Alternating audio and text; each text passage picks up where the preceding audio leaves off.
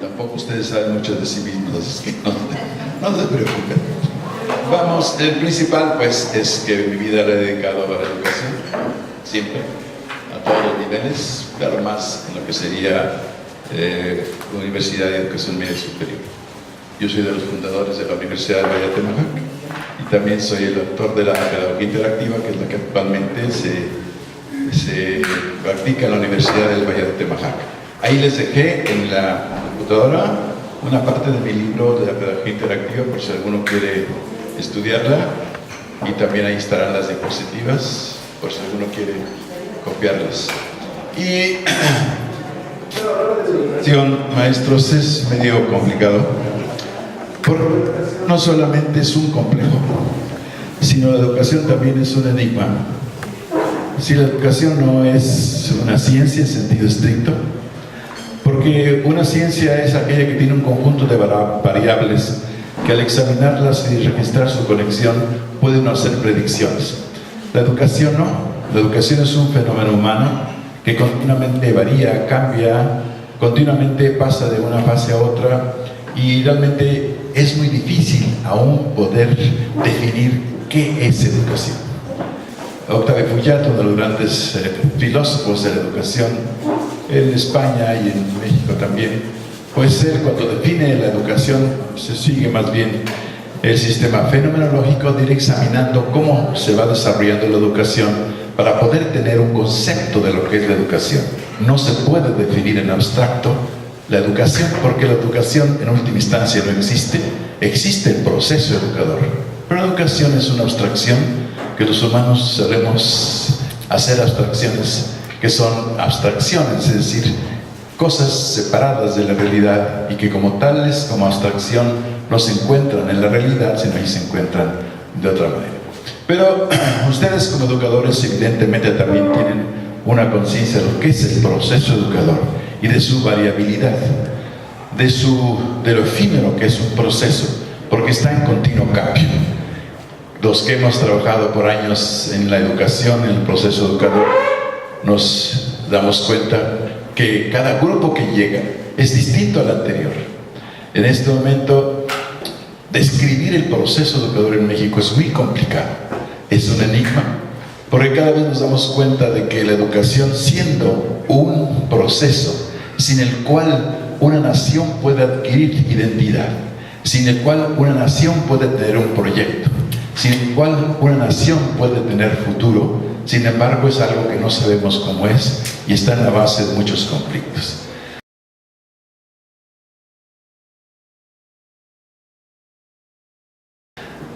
Ayer el licenciado Lemus, el alcalde de Zapopan, el presidente municipal de Zapopan, al entregar allí un campo de fútbol americano a los jóvenes, decía, a los padres de familia, decía que se podrían tener todos los instrumentos tecnológicos para luchar contra la delincuencia, y se podrían tener los mejores policías para acabar con la delincuencia, y de la delincuencia no terminaría, porque para poder terminar con la delincuencia habría que cambiar el corazón de los mexicanos, y eso solamente se hace a través del proceso educador.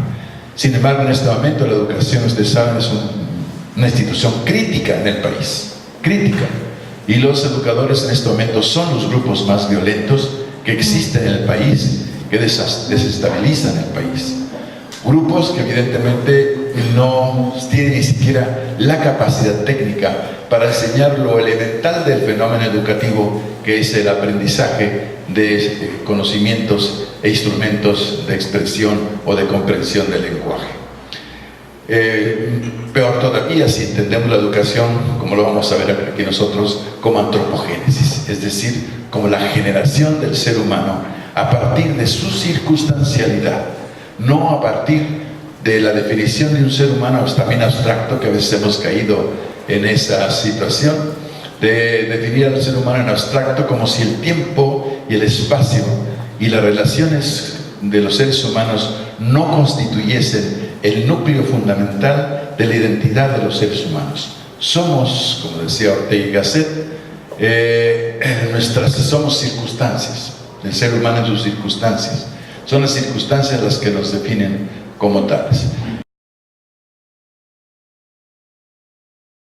Entonces, en este momento, definir, decíamos, el proceso educativo en México es muy complejo porque hay muchos elementos. Ustedes trabajan ahí, no en un proceso educativo abstracto, sino trabajan con unos ojos, con unas manos, con unas chiquitas o grandes, trabajan con una voz, trabajan con un niño o un joven que todavía no alcanza a comprender la magnitud de este espacio, que no se acostumbra todavía a tantas cosas maravillosas que va descubriendo el niño en su caminar en el mundo y que va siempre teniendo admiración hasta que quizás se cansa y comienza ya a ver otras cosas. Nosotros los que hemos vivido ya muchos años en el planeta Tierra, pues ya hasta nos fastidian los amaneceres y los atardeceres y vemos con desdén las flores y sin curiosidad las hormigas que se agrupan para llevarse una cucaracha, sino que ya nos hemos casi acostumbrado a estas cosas. Pero vamos a tratar aquí un punto muy importante, que es el lograr que el proceso educativo no sea una impulsión, no sea un proceso compulsivo a través de la violencia, sino que sea un proceso amoroso a través del cual los niños o los jóvenes se enamoran del conocimiento y proceden en su caminar hacia el conocimiento de sí mismos y del mundo por propia iniciativa, con entusiasmo y con placer. Máximo en este momento, maestros, en que la ciencia no la tenemos ya nosotros ni las universidades. La ciencia está en todas partes. En esos aparatejos chiquitos, tabletas o computadoras, tienen ustedes miles de libros gratuitos. Tienen miles de accesos a instituciones de investigación. Tienen miles de artículos sobre hechos y conferencias educativas. Si ustedes quieren en este momento saber quién era Piaget, métanse a la computadora. Tiene ahí los libros de Piaget, ahí están. Nos pueden meter a su computadora o ahí mismo pueden leerlo. El conocimiento es público. El conocimiento es público. Ya no nomás nosotros tenemos la voz, la tienen todos, aún los idiotas, para hacer presentes sus idioteces a través de las redes sociales, como hacía ver Humberto Eco, este gran semiótico que acaba de morir. Él decía que los idiotas antes pues no tenían acceso a la opinión pública porque no había medios. Actualmente, a través de las redes sociales, del Face y del Twitter, pues cualquier idiota puede poner allí una opinión y todos la ven como si viniese de un sabio. No se distingue la opinión del sabio y del idiota. En el Facebook ahí tienen todo. Entonces vamos a ver cómo nosotros tenemos que trabajar para que nuestros alumnos amen, disfruten, gocen, eroticen el proceso educativo. Y quisiera ver más alguna opinión, 2 o 3, porque hay poco tiempo. ¿En qué sentido, maestro, cuál es su nombre? Miguel. ¿En qué sentido, Miguel, la educación es violencia? En la medida en que nosotros mismos estamos con nuestro propio actuar, estamos enseñando cosas que no son. O sea, en cuanto que enseñamos cosas que no son adecuadas, o con nuestro actuar no es adecuado. O sea, si de alguna manera es violencia, en cuanto que enseñamos cosas que desadaptan más que adaptan. Cuando tú enseñas algo a alguien que no corresponde a lo que él va a vivir, evidentemente lo estás violentando, porque cuando se encuentre él ante esa realidad, va a ser un encuentro violento, porque le enseñaste cosas que no responden a la realidad que él va a vivir. Porque muchas veces nosotros, maestros, pensamos que esos niños, esos jóvenes, van a vivir nuestro tiempo como nosotros en este momento lo estamos viviendo, y sabemos que no. Este tiempo que nosotros estamos viviendo, cuando ellos lleguen a nuestra edad, no va a ser este tiempo. ¿Se imaginen ustedes, por ejemplo, cuando estaban en secundaria?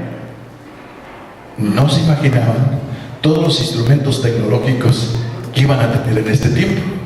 No existían los teléfonos celulares, no existían ni siquiera las grabadoras. Bueno, cuando yo estudié, no existían las grabadoras manuales, ni existían las máquinas eléctricas, no había que estar tecleando en esas maquinitas, no existían ese aparatejo, no existía el de diapositivas, otro tipo de diapositivas, pero no existían los televisores, etcétera, muchas cosas. Yo mi infancia la pasé sin televisión. Mis hijos dicen, ¿cómo que no había televisión? Entonces, ¿qué hacían? Pues otras cosas, pero no existía la televisión.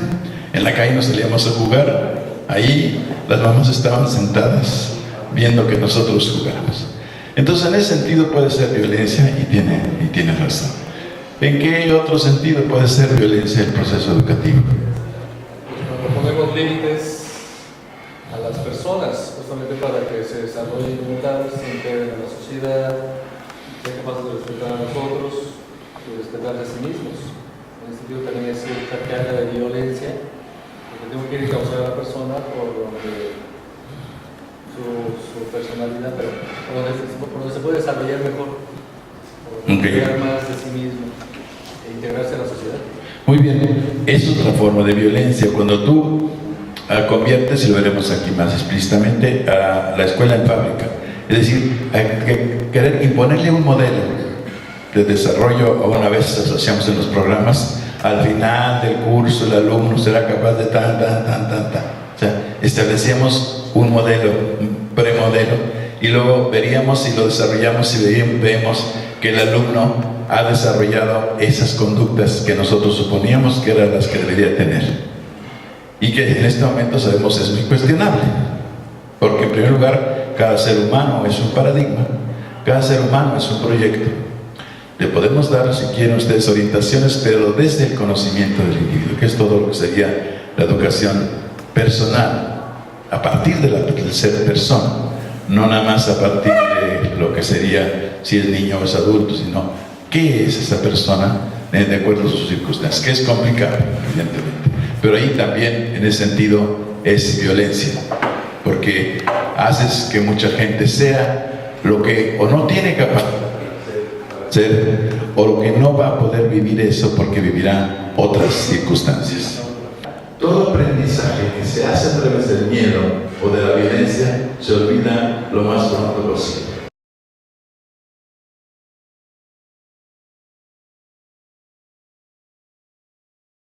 Educativo como antropogénesis, y luego describir el bien como la finalidad del hecho educativo. Pero el bien, ni siquiera hablamos de la verdad, porque ¿qué es la verdad? El bien está y lo comprendemos, la verdad no, porque el bien se siente, la verdad no se siente. La verdad se percibe supuestamente a través de la mente, previos ciertos paradigmas, previos ciertos postulados, previos ciertos condicionamientos que se tienen en la mente de la verdad. Actualmente la verdad objetiva nadie se atreve a suponer que existe. Existe la percepción que determina que algo para ese sujeto tiene compatibilidad con él mismo. La relación sujeto-objeto es lo que constituye de alguna manera la verdad, pero esa relación también puede ser circunstancial. Ya pocos epistemólogos aceptan que la verdad en cuanto tal existe, y mucho menos la verdad absoluta, que es para todos, sino que aún estamos en el conflicto. Pero el bien no, porque el bien es siempre una emoción que se percibe a partir de que uno descubre las bondades de un objeto para sí mismo. Y después proponer el deseo, eros, como un instrumento de aprendizaje, lo que ustedes mencionaban. Lograr, y la maestra decía, hay unos muchachitos que les gusta leer, y una vez que encuentran el gozo en leer, se convierten en lectores asiduos para toda la vida. Y hay quien no, leí un libro, acaso en la vida no vuelve a leer un libro, no quiere leer.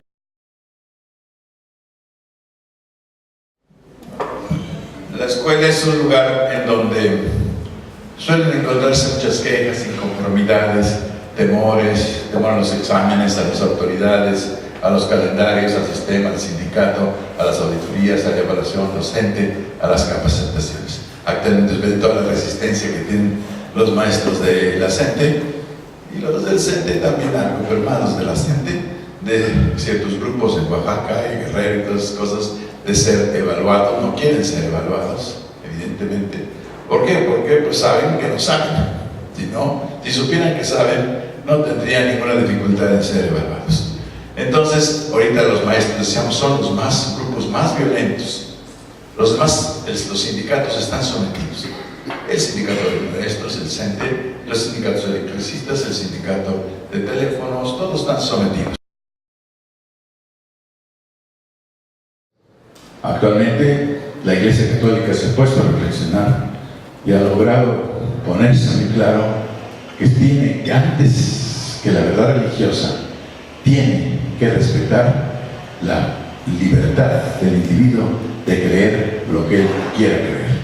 Y por eso la Iglesia en un momento se presenta como la única de la verdad y que todos los demás están equivocados. Que el único Dios verdadero es Él y los demás todos son fetiches o son malos, ¿no? Respeta. Y buscamos el diálogo de las principales grandes religiones, las tres grandes religiones, judaísmo, islamismo y cristianismo, para construir un mundo al margen de nuestras ideologías o de nuestras formas típicas de pensar en los dioses, sino que tenemos que lograr esa unidad. Este Papa Francisco lo ha hecho así, y está bien, cuando antes no se podía ni siquiera uno estar con alguien. Me parece que esta expresión que está teniendo ahorita de, por ejemplo, las personas que a lo mejor no tienen, desde las personas, ¿no escuchan? No, que por ejemplo, pienso yo que esta expresión de que no tienen capacidad de reflexión para elegir, por ejemplo, ante un partido político o situaciones de este tipo, yo difiero un poco, porque si tuviéramos así como un partido político que lo vemos claramente que es el mejor y que no hay como fractura en él, estaría de acuerdo si elegimos a un partido político que abiertamente está mal y nada más por la torta que nos van a dar lo elegimos. Pero realmente, o sea, es que no hay como punto de diferencia entre un partido y otro, o sea, realmente las dos situaciones son iguales. Entonces, el punto de reflexión que muchas veces se aplica es si es torta de queso o es torta de jamón. Entonces, realmente están teniendo capacidad de reflexión las personas, y yo pensaría, ahí está un punto de violencia en la educación cuando consideramos que ellos no tienen esa capacidad. Bueno, es muy bien si tiene la capacidad no solamente de ver si le conviene o no le conviene, sino de si eso es lo mejor. Por ejemplo, hemos perdido la capacidad de distinción entre el bien y el mal. Pero los jóvenes no distinguen entre el bien y el mal. Por eso hay tanta delincuencia. Y si no es como que no se da cuenta que está haciendo mal. Sí se da cuenta, pero no tiene conocimiento. El conocimiento no solamente es tener información de, sino conocimiento significa identificarse uno con. Y que no es con griego, con el conocimiento, no significa tener información, sino viene de ignomai, que significa identificarse con. Por eso en algunas primeras traducciones de la Biblia se decía que Adán conoció a Eva y tuvieron eso, porque está escrito en griego, entonces ahí decía que Adán, ignos, conoció a Eva, o sea, identificarse con. Y la gente no tiene esa capacidad. Si no, no sería engañada tan fácilmente. No sería engañada tan fácilmente de votar por una psicóloga o de votar por una costal de cemento. No tiene la capacidad de descubrir la dimensión de su voto, como lo hemos perdido ese conocimiento del bien y del mal. Y tal manera que mucha gente, aún cristianos y católicos, explotan a sus trabajadores, los roban, no les pagan seguro o los tienen con un salario inferior al que ganan en el seguro social, o a sus trabajadores domésticos ni siquiera les pagan el mínimo, ni les pagan siquiera el seguro social, y están tan contentos. No pagan tenencia.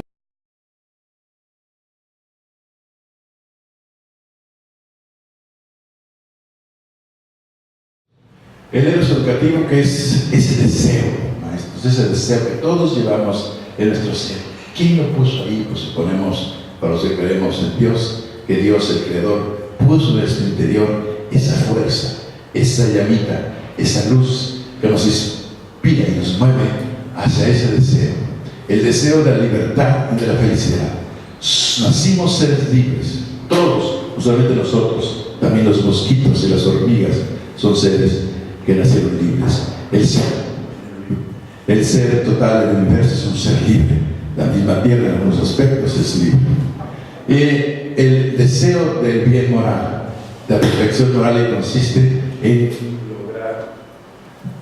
lograr vivir en armonía con los demás seres, no solamente con nosotros los humanos, sino también con todos los seres que nos rodean, que la hemos ido perdiendo. El ser se ha convertido en un depredador del planeta, y por eso, si el hombre continúa así, sabemos que el planeta Tierra lo eliminará. ¿Cómo eliminó a los dinosaurios en un momento?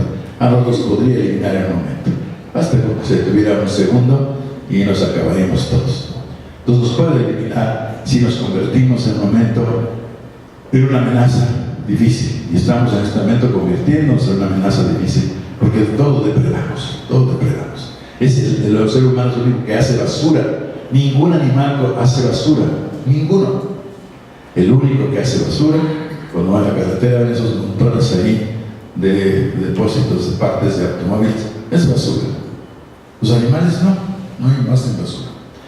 Los animales todo procesan, incluyendo cuando se muere otro, se lo comen para procesar. Nosotros no lo comemos, pero lo enterramos. Entonces vean, y a veces lo ponemos como basura. Después, el eros, como de la perfección científica, es decir, de lograr conocer cuáles son las normas o las pautas que rigen el ser y la comunión de todos los seres, no solamente los seres racionales y los seres vivos, sino también los seres materiales, porque nos olvidamos del respeto a la individualidad, nos olvidamos de que tenemos derecho a pensar, pero también el otro tiene derecho a pensar, y que no todos podemos pensar igual. Sería una aburrición en este mundo si todos pensáramos igual, si todos tuviéramos los mismos valores, si todos tuviéramos los mismos dioses. No solamente quedarse aquí, sino también buscamos la trascendencia más allá de nuestra muerte. Todos los seres humanos en todas las culturas suponen que podemos sobrevivir. Actualmente no sé, también los movimientos de ustedes nihilistas que suponen que nos volvemos a un deseo eros, que busque en forma inacabada lo infinitamente inalcanzable, la posesión total de sí mismo y del mundo, que es tu ser, poseerte a ti. Tú no puedes pretender poseer a otros, solo se aprende a amar en la convivencia. Y eso se tiene ahí a los niños conviviendo. Y es una parte evidentemente muy importante del proceso educativo. Saben que el principal objeto fundamental, distintivo de los colegios cristianos es que allí se aprende a amar. Se aprende a amar no solamente a Dios como un ser abstracto, todopoderoso y violento, como a veces nos enseñaron, sino como un ser que es Padre y que todos sus hijos son nuestros hermanos y que debemos amarnos entre nosotros y llevar al mundo. Allí se aprende a amar.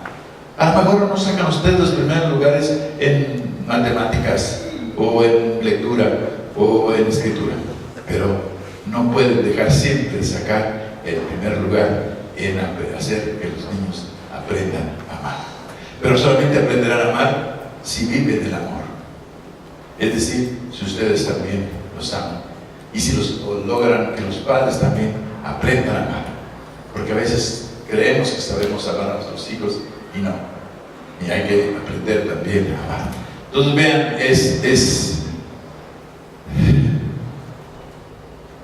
entonces este aprendizaje de posesión de sí mismo y sobre todo amor a sí mismo es fundamental en el proceso educativo. La educación como un aprendizaje continuo y sin reposo es el sitio en donde el deseo eros se demuestra con toda plenitud y empuja al contrario hacia lo desconocido. Este amor hacia lo desconocido. Que los niños, no sé por qué cambian el método, porque realmente yo he visto a mis nietos cómo los niños llegan gozosos a contar lo que aprendieron esta mañana en el kinder. Y no si el de prepa que viene a aburrir, ese pinche maestro, quién sabe. El niño llega contento. Fíjate, dime que pregúntame esto, que eso no pregunta. Y en cambio, el otro no, el otro llega enfadado. Y sí, echando la culpa siempre al maestro de que sacó malas calificaciones.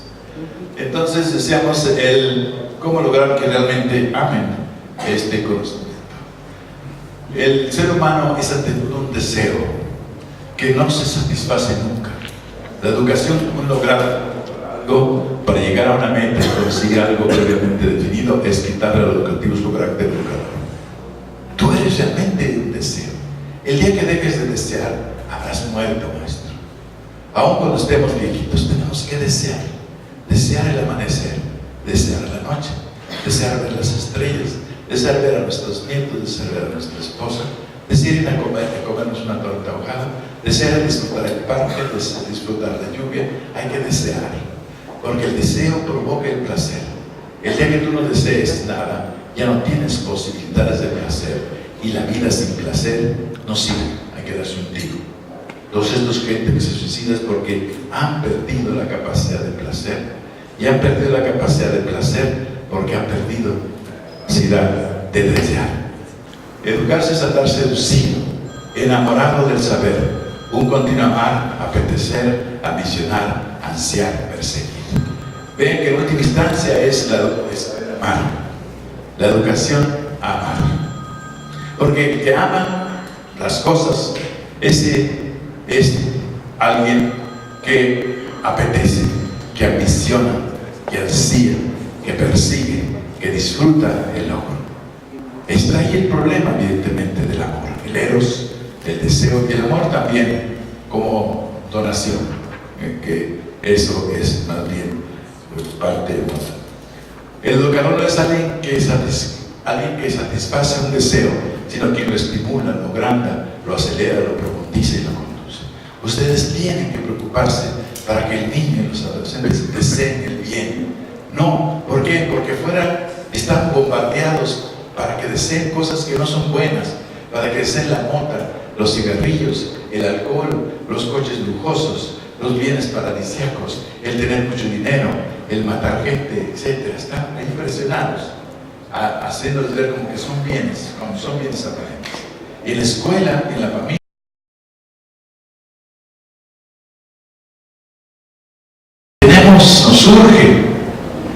nos surge evidentemente el cambio de la moral del mundo, porque así como nos surge la conciencia ecológica y el cambio de nuestra relación física con el mundo, así también nos surge el problema de la relación entre nosotros. Si no, nos vamos a acabar,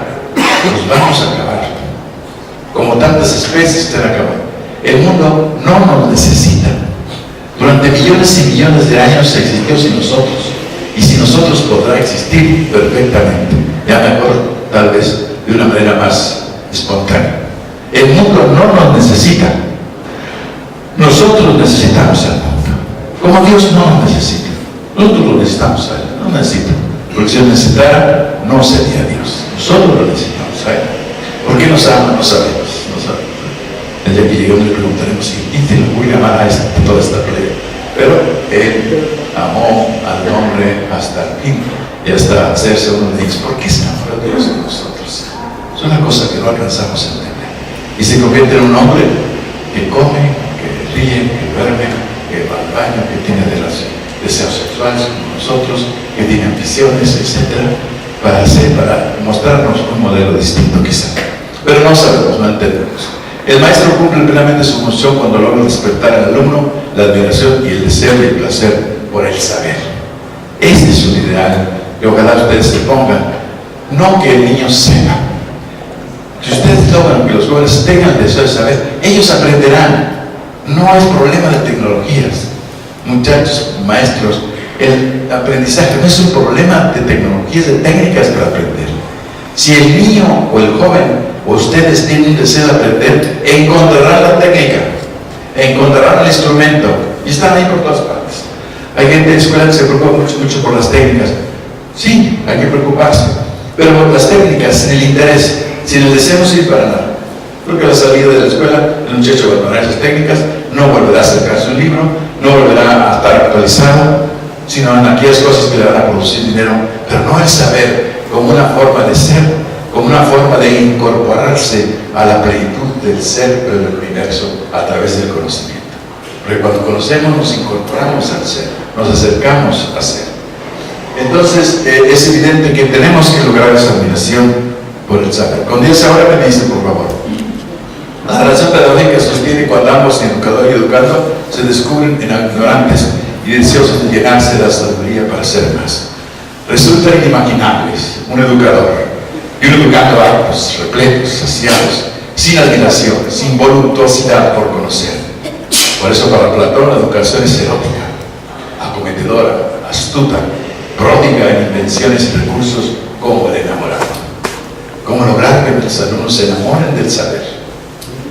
¿Cómo lograr? Es algo que para hacerlo necesitamos también nosotros que estemos enamorados del saber. Los hijos nuestros que no están enamorados del saber, que cumplen ahí un librito que lo repiten siempre, pero no están en continuo proceso de superación. No se ve esa visión, ese deseo, ese estar en continuo procesamiento hacia nuevas formas de conocer. El maestro que da una clase la misma cada año está fuera de ser otro revelarse. Ahí les dejo esa tarea a todos y esperamos que sigan trabajando en esto y los felicito por estas reuniones, porque quiere decir que ustedes viven tratando de tener y de ser mejores educadores.